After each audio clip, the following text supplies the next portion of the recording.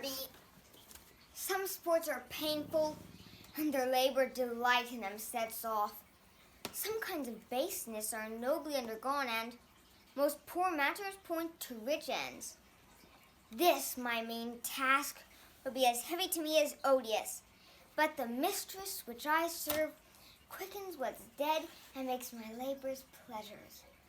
Oh, she is 10 times more gentle than her father's crabbed, and he is composed of harshness. I must remove some thousands of these logs and pile them upon a stone junction. My sweet mistress weeps when she sees me work, and says such baseness is never like executor.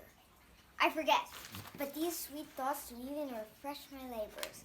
Most busy lest. Alas now, I pray you, work not so hard. How would the lightning have burnt up those logs that you had enjoined to pile? Pray now, rest yourself. When the sporums 12 weeks for having wearied you. My father is hard to study.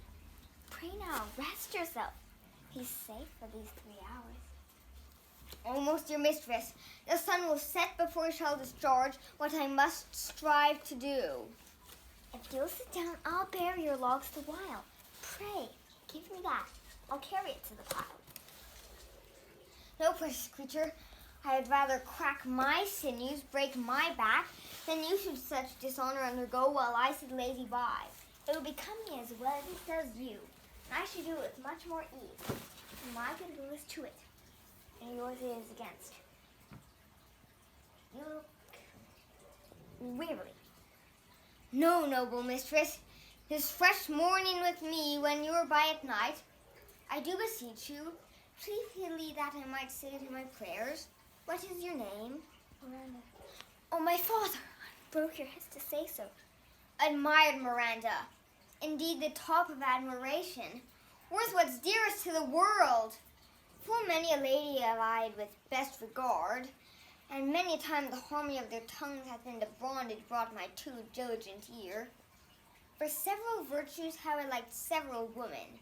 Never any with so fine soul, but some defect in her did quarrel with the noblest grace she owed, and put it to the foil.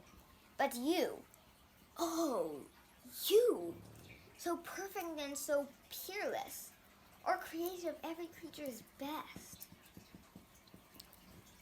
I do not know one of my sex.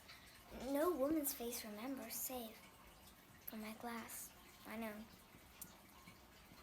Nor have I seen what I may call men but you, my friend, my dear father.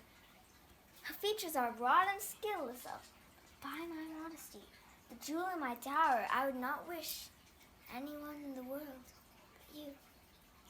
Nor can imagination form a shape besides yourself to like of. But I prattle something too widely, and my father's precepts therein I do forget. I am in my condition a prince, Miranda. I do think a king. I would not so, and would no more endure this wooden slavery than to suffer the flesh fly blow my mouth. Hear my soul speak. The very instant that I saw you, did my heart fly to your service, and there resides to make me slave to it.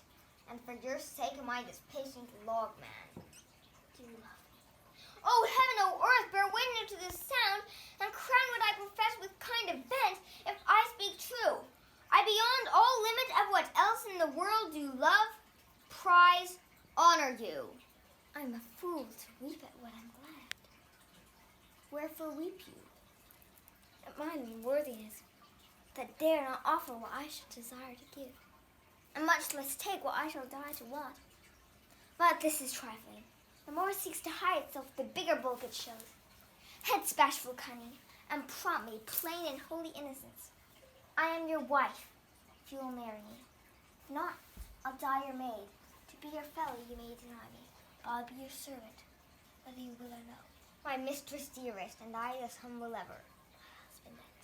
I, with a heart as willing as bondage, heir of freedom. Here's my hand. Mine, my heart and. And now, farewell, till half an hour hence.